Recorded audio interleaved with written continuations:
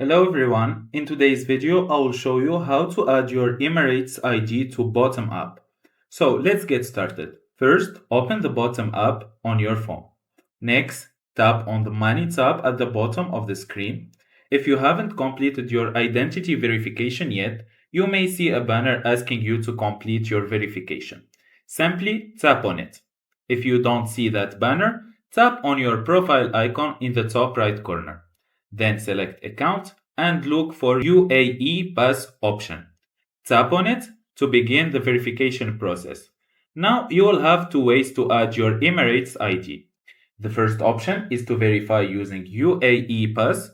If you already have the UAE Pass app set up, tap verification with UAE Pass and follow the on-screen instruction.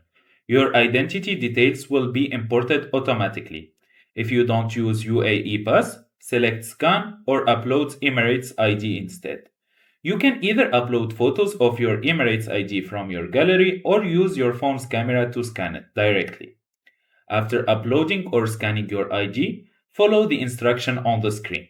You may also be asked to take a quick selfie so the app can verify your identity.